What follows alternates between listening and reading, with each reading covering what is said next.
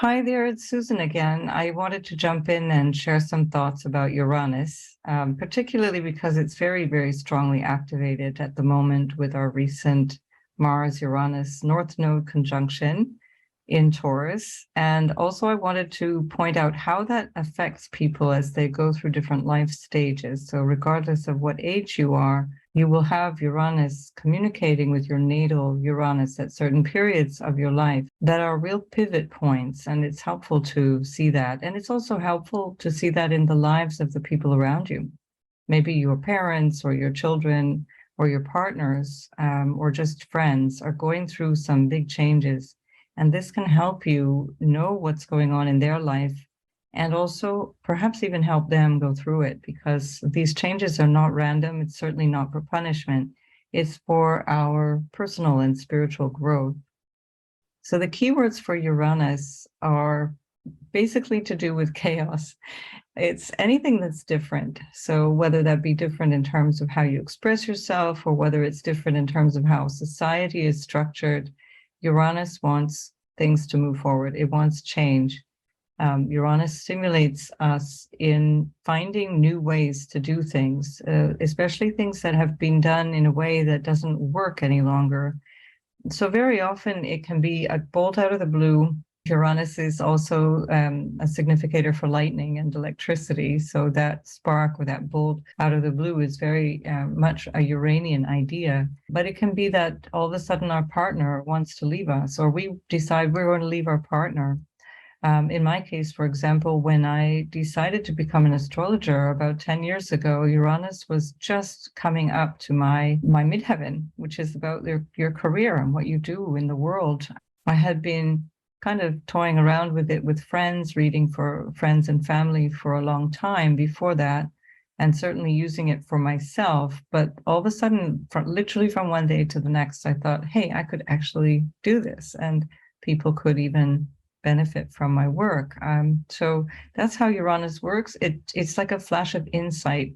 Sometimes the change is on the outside. Sometimes the change is very visible. It's stuff happening around you. But very, very often that insightful nature is coming from within, and it's an impulse, a calling that you're getting. And so you can find different ways through your life that this has activated you. Let's have a look at for now, what is going on in Uranus in Taurus and some of the dates, and then we'll look at how the chart is affected through life stages. So through the zodiac, we have Uranus in Taurus for the second time in the last 100 years, because Uranus takes about 84 years to go through the zodiac. We had Uranus ingress Taurus, entering Taurus, the middle of May 2018. And it dipped away, as it always does. It enters and comes back because the planet goes retrograde. So at the beginning and at the end of the transit of Uranus through a sign, there's always going to be a little patch where there's going to be an overlap with the next sign or the previous sign. So in this case, it's going to go all the way through till April 25th of 2026. So that means we've got pretty much 3.5 years more of Uranus in Taurus, which is very much where this disruption that we're feeling in everything that has to do with money and values and what nourishes us, everything that supports us in life, agriculture, supply chains, finances, and all of those different aspects of the economy that we have come to rely on. And Uranus just comes through and says, no more of that. So we could see in the previous time when Uranus was in Taurus in the 1930s and at the beginning of the Second World War, and that was a massive upheaval, of course, in terms of how people obtained food. There was a massive depression at the time. Through the 30s, the war ended the depression. And of course, there was a dust bowl in the United States, at least, and in some parts of India and Asia. There were droughts and serious famine and other environmental disasters. And that's one of the signatures of Uranus in Taurus, some real upheavals with the earth, because of course, Taurus represents the earth. And so we see Uranus was in Aries just before that, from about May 2010 until March 2019.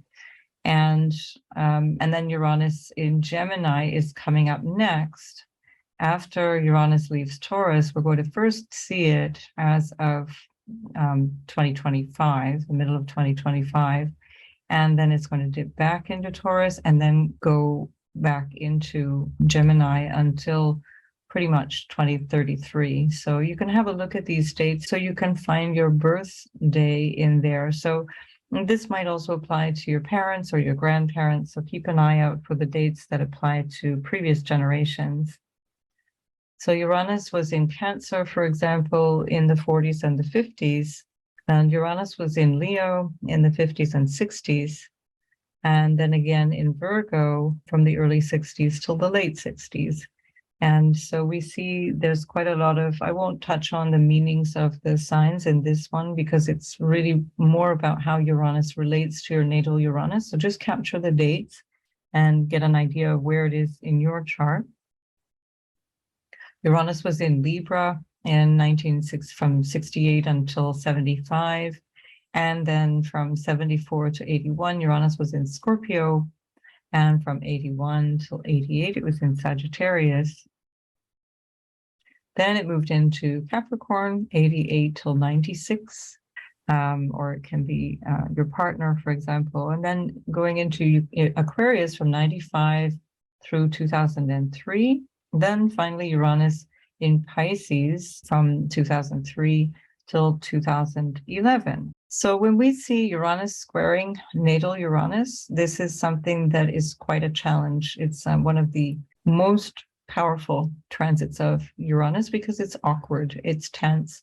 So currently, because Uranus is in Taurus, it's those of you who have Uranus in Leo, so remember that's mid-50s till the early 60s, or Aquarius, April 1995 to December 2003, and you're being quite strongly affected. When Uranus squares natal Uranus by transit, it is quite a revolution in who you see yourself to be. So it happens twice, first around your 21st year, and then again around 63.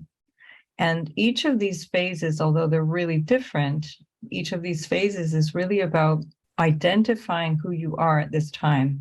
You're emerging when you're 21, emerging from an era of life where up until that point, much of what you have known has been told to you. You've done most of your learning through taking information from other people and authority figures. And at a certain point, you want to step away from all of that. You might question it, and that will depend on your chart, how much you rebel or question at that age. But at the very least, you're also trying to understand who you are in the context of this broader society that has been teaching you all of these different things. So young adults are often not seen as having enough experience or enough knowledge to be able to contribute or to be taken seriously. And sometimes also because their ideas are so different, so radical, and sometimes throwing the baby out with the bathwater as well, meaning that they want to change everything without consideration for some of the things that are also working. This is something that you can see in the youth of the founding fathers of the United States. They were all really young. They were 19, 21. And that just gives you an idea. They were going through their Uranus square. So revolution was definitely in the air, and they wanted a complete break from British rule. So what happens is people either slow themselves down and kind of tone down whatever it is that they are hoping to achieve just so that they can fit in a little bit, or they might turn up the volume and really stick out, really try and dare to be different. But I think the vast majority of people will take the middle way and mostly try and adhere to whatever is already there, the social structures that are already in place, but might kind of break rules in another aspect of life, in another aspect of society. The second time round, as we go towards age 63, then we're challenged to demonstrate that we're still useful, we're still relevant, and we're surrounded by people that might typically be much younger than us. And suddenly society just seems to be a little bit different to what we have come to expect. And any resistance to this kind of change is also an internal assessment of how we are, how we feel about aging, as much as what's going on in the world around us. We might question if we're too old to do this or wear that or experience this. And if we might have gathered some kind of wisdom along the way through life, then we also hope that we can share that and that somebody would care enough to listen to what we might want to share. If during the period of Uranus opposing natal Uranus, we were quite easily aligned, or we decided to align with what we really wanted from our life and our sense of possibility and our sense of self, then we can really start to experience a blossoming, having a feeling of being really vital and free. And we can play this really dynamic role in our community, even though we're an elder. So that elder role is valued by the people in our community. But if not, there might be this sense of frustration and a disappointment with where we are. And in that case, it's really important that you recognize, if this is you or perhaps your parent or people around you, that change is always possible. Throughout life, change is possible. But at this stage as well, it's not just possible, it's really necessary, so that we adjust our expectations and we adjust our behavior and our choices. So by the end of life, we feel fulfilled. That by the end of life, we have a sense of, yeah, that was a good life. Here we are with the opposition. This is often called the midlife crisis. Because Uranus is in Taurus, it's currently opposite Uranus in Scorpio. So those of you born from 1974 till 1981 are affected really strongly by this. And this transit usually happens between the ages of 41 and 43. That will be a little bit different depending on your chart. But you could give it an average around 42 and up to 44, a bit later, depending again on the placement of Uranus in your chart. A lot of times at this phase in life, people want to kind of reclaim a lost youth or a sense of drive and purpose and goals that they used to have, that they feel that they haven't accomplished. And they feel somehow at this point that they want to lash out and change everything that seems to be preventing them from accomplishing those goals that they really feel strongly about. It can be also that the obligations of this stage of life, which usually are pretty heavy because we might have ailing parents, we have a busy career, we might have children, and all of those things are a big responsibility that usually means we have to cut back on the things that we like to do. And if what we're doing most of the time through our work and our career, if that's not in alignment with who we feel ourselves to be, then we're not going to be very happy at this period of time, and we're going to really want to shake things out. And if people don't feel aligned with where they are, if they refuse the idea of getting older, if they refuse the notion of maturing and changing along the lines of, that graceful aging, then people usually bring out the Botox and do the boob jobs and buy the flashy cars and get a mistress or a lover. And some people just also abruptly quit their job. They quit whatever it was that they thought they were working towards because it just doesn't work for them anymore. And they realize that there's this amount of time left in life that they can still do something with their life in a meaningful way. It can also be that there's this kind of trying to reclaim something that was never true. And so it's really important as well at this time to become really serious about what it is that we think we're here for, in terms of being realistic and assessing goals and assessing behavior that might be out of date or it's no longer relevant.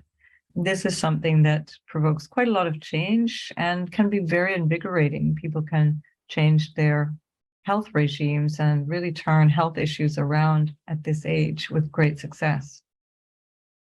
Choices that we used to think were normal will need to be questioned in many ways. That can include things around our marriage and our biggest investment in time, whatever that is, through work or career or hobbies.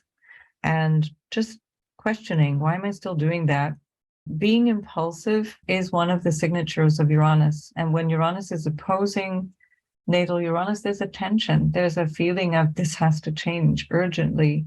So we can be really impulsive and then end up really blowing things up in a way that could have perhaps been more graceful, more harmonious.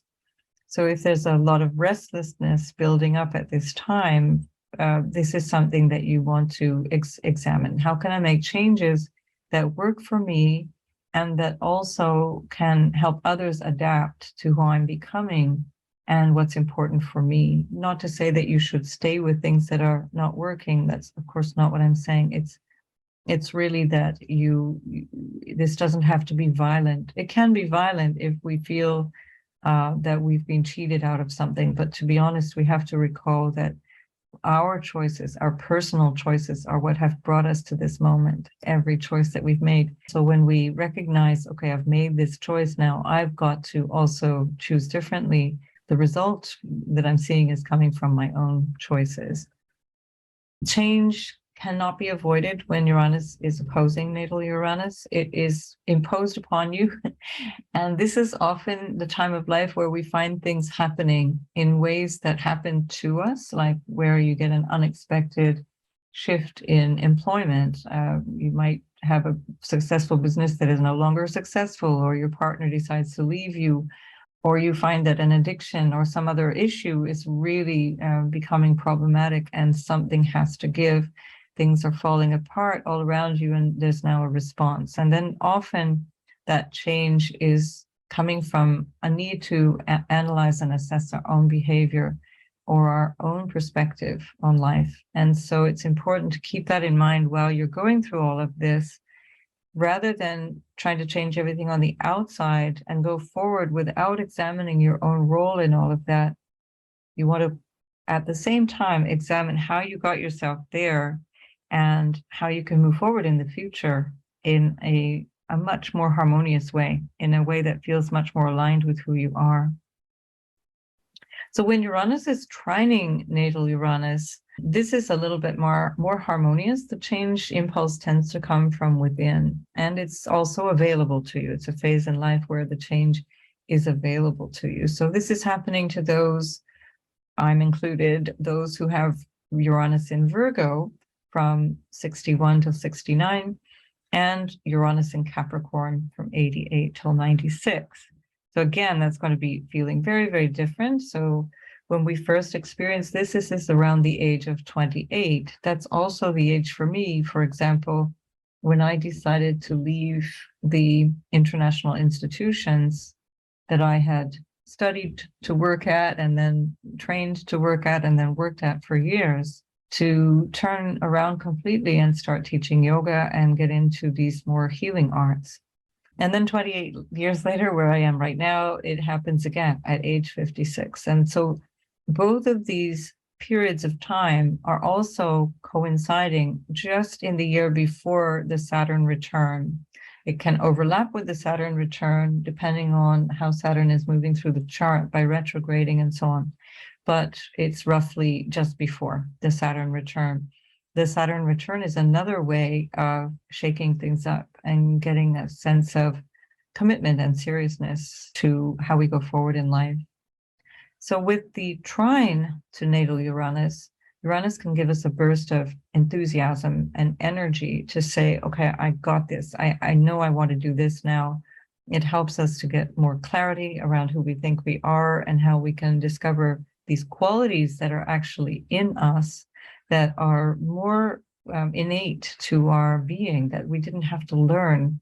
We didn't have to study for them. They're just who we are. And that all comes to the surface. We can find that we change our goals because of that. We also realign with the people around us who support that new way of seeing ourselves. So you find that connections with people who are from a past experience or from a very different viewpoint will start to loosen up and maybe even disappear altogether. These two periods are very, very different. Obviously, in our late 20s, we want to be free from all these restrictions and these senses of, what I should be doing with my life, who I should be pleasing, how I should be operating. And then we start to notice that there's an inner reference point. This is particularly strong in the 50s, we're much, much less concerned with what other people expect of us, and we become quite content to live differently, to live in a way that is marching to the beat of our own drum. Hopefully, at this point, we've also made some of these big changes at the time of the Uranus opposition. So this is about 14 years afterwards. We can still change what needs to be changed if we didn't go all the way in our midlife crisis in the direction of where we should have gone, or if we find that we've actually made a wrong turn somewhere, we can still course correct. We're still young enough to make those changes. And you'll see that also people around this age are really thriving when they feel that they have made the changes that they need to in their career and taking on the role that they want to in this world. So people tend to really shine at their work. If we're lucky enough, Uranus will also conjunct natal Uranus. Because it's an 84-year cycle, it takes that long. You would have to have a good long lifespan to have this experience. So people who currently have Uranus in Taurus, that's from June 34 until May 42, they're having this conjunction. And so, for example, my mother, perhaps your grandmother, your mother is in this situation. And it's a really interesting phase of life. It's what we call the Uranus return, when a planet comes back to the same place in the chart as it was when you were born. We call that the return of the planet. So it can happen around 83 or 84.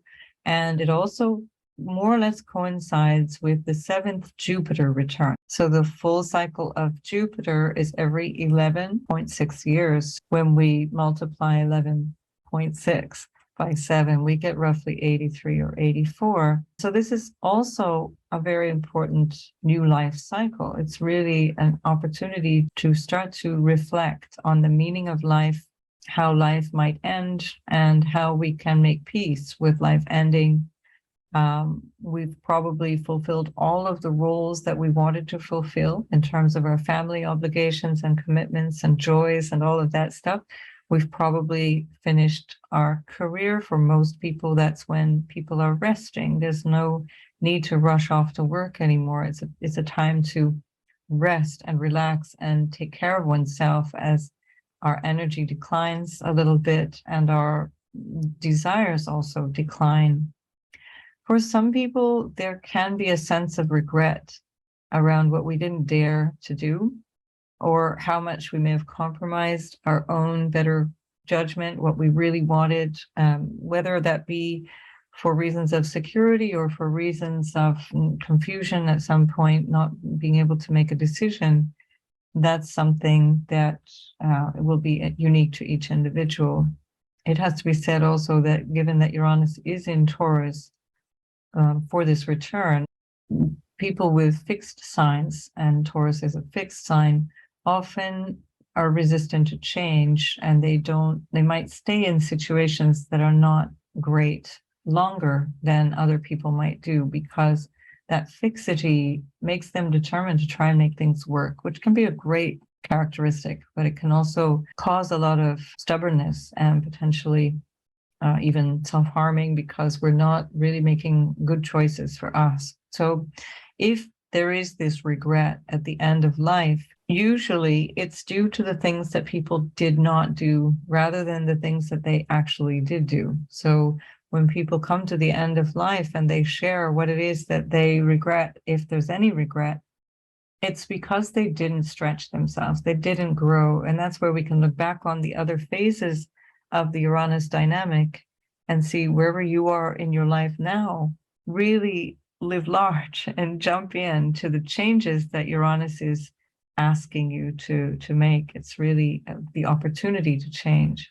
So if we did live our life in this awareness of its true nature and our role in life, it can be a really rewarding time when we come to that place of the elder years, the senex years, the years of the sage or the crone. We can reflect on all that we've contributed, all that we've created, all the ways that we participated in life, the things that we did, the experiences that we had, and we can really be grateful for it. And if that realignment was not easy around the middle age years or even in the sextile period of 56-ish, then we can use this time remaining, to resolve inner or outer conflicts and learn the life lessons that come from them. So really understand this is all about learning. What we do in this life as a human experience is all about learning. It's about loving, it's about sharing and making a contribution. And that can be done right up until the very last breath. So we can have this flash of insight that Uranus provides for us, that influence of radical awareness that we can have in a moment. And that can happen even literally on the deathbed. It doesn't have to take a long, long time. So there's no time lost if there's regret towards the end of life. It's always possible to have a sense of understanding, learning the lessons, and moving on with a sense of peace of what has happened in life. Having an opportunity to make peace with life is really what we're here for. We're not here to tick a bunch of boxes, but we're here to personally feel fulfilled and have a sense that I loved my life. I achieved the kinds of things that I wanted to do. I had the quality of relationships that I wanted to have. And I had, most importantly, the self-awareness and the understanding of my true nature. And when we can understand all of that at the end of life, then we can die in peace. Umair Siddiqui said, "May every sunrise hold more promise and every sunset hold more peace." So this I love because it's very Uranian. It's this idea of having something that's going to change. It's fresh, it's new, it's innovative. You've never experienced it before. And once we've gone through it, we can be at peace. And so I wish you lots and lots of promise and peace in your life.